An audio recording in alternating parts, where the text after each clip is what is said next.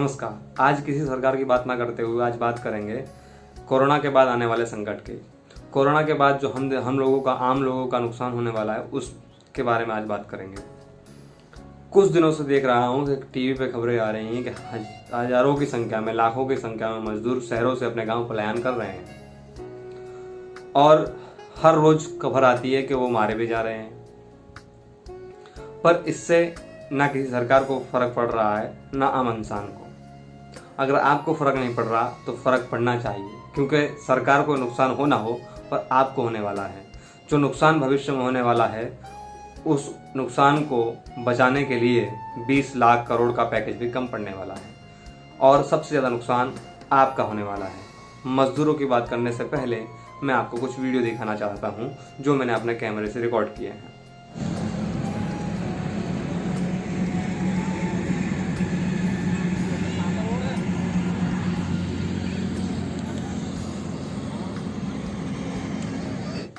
मैं इनसे मिला, इनसे बातचीत की। इन लोगों से मैंने पूछा, आप शहर छोड़कर अपने गांव जा रहे हो, वापस कब आओगे? तो कुछ लोगों ने कहा 2 साल बाद आएंगे, कुछ लोगों ने कहा कोरोना ख़त्म होने के बाद आएंगे, कुछ जो लोग थे वो कह रहे थे हम जाना नहीं चाहते हैं पर खाने पीने की व्यवस्था न होने के कारण हमें जाना पड़ रहा है। समस्या ये भी है उन मजदूरों की, खाना नहीं मिल रहा है, इस वजह से वो जा रहे हैं। पर ये समस्या उन मजदूरों की है, आपकी नहीं है। आपकी समस्या क्या है? आने वाली है। मजदूर वाकई 2 साल तक नहीं आए, वाकई कोरोना खत्म होने तक ये मजदूर वापस अपने शहर, अपने गांव से शहर नहीं आए, तो आप जो उद्योग चला रहे हैं, जो कारखाने चला रहे हैं, जो छोटी फैक्ट्रियां चला रहे हैं, जिन कंपनियों में ये मजदूर काम करते थे, आपकी कंपनियों में काम करने वाले मजदूर अगर गाँव चले गए हैं, अगर वो 2 साल तक नहीं आने वाले, तो आपका सबसे बड़ा नुकसान होने वाला है। और ये बात आप नोट कर लीजिए। आप अगर रिक्शा चला रहे हैं, आप अगर किराने की दुकान चला रहे हैं, आप दूध की डेयरी चला रहे हैं या कोई भी छोटा उद्योग कर रहे हैं, आप छोटे मजदूर हैं, मध्यम वर्ग में आते हैं या अमीर हैं, हर किसी की जेब पर ही असर पड़ने वाला है अगर आप शहर में रहते हैं तो। और गांव में जो रह रहे हैं उन पे भी असर पड़ेगा, क्योंकि जब अर्थव्यवस्था डगमगाएगी तो हर किसी की जेब पर असर पड़ने वाला है।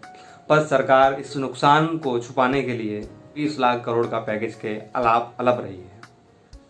20 लाख करोड़ फायदेमंद तो हो सकता है, पर इन मजदूरों को वापस इन शहरों में लाने के लिए कहीं ना कहीं ये पैसे कम पड़ने वाले हैं, क्योंकि पैसों का सवाल यहाँ पैदा नहीं होता है। सवाल यहाँ है जिन तकलीफों के साथ, मुसीबतों को झेलने के बाद मजदूर यहाँ से जा रहे हैं, क्या वो वाकई उतनी ही इच्छा से, उतनी ही श्रद्धा से इस शहर में वापस लौटेंगे?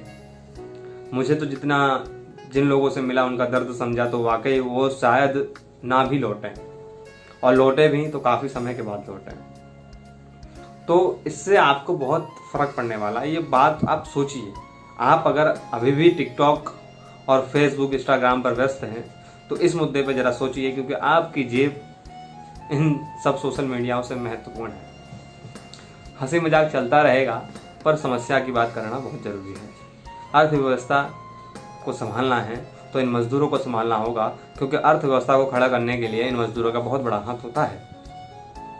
ये मजदूर अगर चले गए तो बड़ी बड़ी फैक्ट्रियां बनाने में या खड़ी करने में जिन मजदूरों का हाथ है वो अब नहीं है। बहुत सारे उद्योग चले जाएंगे और कुछ लोग सोशल मीडिया पे ये कह रहे हैं कि स्वदेशी खरीदिए, पर मेरी समझ में ये नहीं आ रहा, जिन कंपनियों में मजदूर काम कर रहे थे, जो ये मजदूर स्वदेशी सामान बना रहे थे, अगर ये मजदूर अपने गांव चले जाएंगे तो स्वदेशी सामान बनेगा नहीं, और जब बनेगा नहीं तो खरीदेंगे आप कहाँ से? तो खरीदने के लिए पैसे तो होने चाहिए ना। पैसे कहाँ से लाएंगे आप? जब आपके धंधे चलेंगे, जब आपकी इनकम होगी। आपकी इनकम तो इन मजदूरों के साथ उनके गाँव जा रही है। वो काफ़ी तकलीफ़ों के साथ जा रहे हैं मजदूर। काफ़ी रोज़ खबरें आ रही हैं कि काफ़ी मजदूर मारे जा रहे हैं, पर आपको उससे कोई फर्क नहीं पड़ता है, क्योंकि आप अपने घर में एसी चालू करके कपिल शर्मा शो देख रहे होंगे शायद। आपको अगर फर्क पड़ रहा है इन चीज़ों से तो बहुत अच्छी बात है, नहीं फर्क पड़ रहा है तो पढ़ना चाहिए। सोचिए, जरा विचार करिए, क्योंकि आपकी जेब का सवाल है। आप सोच रहे होंगे कि मजदूर तो चले जाएंगे पर कमाने के लिए इनको तो आना पड़ेगा। पर कुछ मजदूरों का यह भी कहना है कि हम अपने गाँव में जा करके आलू उबाल कर भी खा सकते हैं और पालक की सब्जी खेत में उगा कर भी खा सकते हैं। वो तो गांव में जाकर कुछ ना कुछ करके खा पी लेंगे, जी लेंगे, जिंदगी उनकी वो समझ लेंगे अपने गांव में। पर आप क्या करेंगे साहब? शहर में तो ना खेती है, ना आपके खेत, तो आप ना उगा सकते हैं और ना ही खा सकते हैं। आपको तो हर चीज़ खरीदनी पड़ेगी, और जब हर चीज़ खरीदनी जाती है तो उसके लिए पैसा होना चाहिए, और पैसा मजदूर अपने साथ लिए जा रहे हैं। पर आपको शायद इस चीज़ों से फर्क नहीं पड़ रहा। आप कह रहे होंगे कि हमको फ़र्क पड़ने से ज़्यादा सरकार को फ़र्क पड़ना चाहिए। सरकार को फ़र्क शायद ना पड़े, क्योंकि अभी चुनाव के समय नहीं है। चुनाव होने में काफ़ी टाइम है। अगर यही चुनाव का समय होता तो इन मजदूरों को पैदल नहीं बसें लेने आती, और नाश्ता भी मिलता, और 500 रुपये भी दे जाते, और इनसे कहा जाता कि हमारी पार्टी का झंडा भी लहराइए।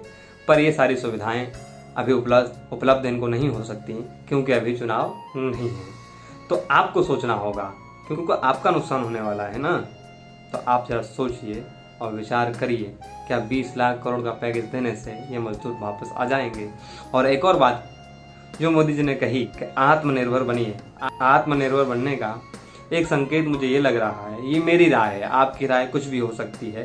शहरों में मजदूर जा रहे हैं, वो शहर अब उन मजदूरों पर डिपेंड ना रहें, अपने आप अपना आत्मनिर्भरता दिखाएं, अपने आप खुद अपने शहर को चलाएं, खुद फैक्ट्रियों में काम करें, उन मजदूरों के भरोसे ना रहें।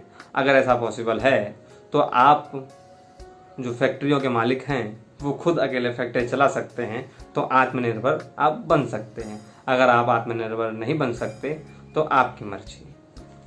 आपको उन मजदूरों की आवाज़ सुननी होगी, उन मजदूरों के लिए बोलना होगा, सरकार से गुहार करनी होगी।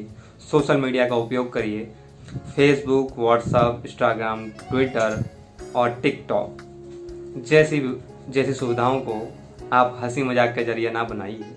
हंसी मजाक का जरिया ये हो सकता है, पर इसको अपने बोलने का जरिया बनाइए, अपनी आवाज़ उठाने का जरिया बनाइए। सोशल मीडिया के माध्यम से आप अपनी आवाज़ सरकार तक पहुंचा सकते हैं, क्योंकि आजकल देश में जो खबरों की दुकान थी वो आज नफरत फैलाने की दुकान बन चुकी है। जो पत्रकार थे वो चाटुकार बन चुके हैं। उन पत्रकारों का ईमान बिक चुका है, वो पैसे के लिए कुछ भी कर सकते हैं। शाम रात को 9 बजे प्राइम टाइम शुरू होता है, और प्राइम टाइम शुरू होने के साथ हिंदुस्तान, पाकिस्तान, चीन, अमेरिका शुरू हो जाता है। मुझे कभी कभी ऐसा लगता है कि हमारा हिंदुस्तान इतना बड़ा होने के बावजूद भी प्राइम टाइम की कोई खबरें हिंदुस्तान में होती ही नहीं हैं, क्योंकि सारे प्राइम टाइम में पाकिस्तान, हिंदुस्तान, अमेरिका और चीन चलता ही रहता है। मजदूरों के लिए इन न्यूज़ चैनलों में कोई जगह नहीं है। जब सारे न्यूज़ चैनल इस तरह बिक जाते हैं, सरकार के पाँव की जूती बन जाते हैं, तो हम जैसे लोगों को आवाज़ उठानी पड़ती है। और आपसे भी कहना चाहूँगा, आप भी आवाज़ उठाइए, इन मजदूरों के लिए नहीं, अपने लिए आवाज़ उठाइए। क्योंकि जब लोकतंत्र हमें स्वतंत्रता से अपनी बात कहने का अधिकार देता है, तो आप अपनी बात रखिए, और बड़े प्यार से, बड़ी सहजता से रखिए, किसी को तकलीफ़ ना हो, और आपकी सूचना, आपकी तकलीफ़, आपकी भावनाएं सरकार तक पहुँचें। सुविधा दें, सरकार का काम है सुविधा देना। टैक्स पेयर के पैसे से सुविधा ना लें, इसके लिए आपको आवाज़ उठानी पड़ेगी। आपका पैसा, आप जो टैक्स देते हैं वो आपके पास वापस आपकी सुविधा बनकर आए, इसलिए आपको आवाज़ उठानी पड़ेगी। आपकी अंतरात्मा आपको कह रही हो कि आपको ये वीडियो शेयर करना चाहिए, तो कर दीजिए, इसमें कोई दिक्कत या परेशानी वाली बात नहीं है। आप सब्सक्राइब कर दीजिए और घंटी का बटन भी दबा दीजिए, और लाइक करेंगे तो मेरा उत्साह बढ़ेगा। कोई राय देना चाहेंगे तो कमेंट सेक्शन खुला हुआ है, आप कमेंट करके मुझे कोई राय भी दे सकते हैं।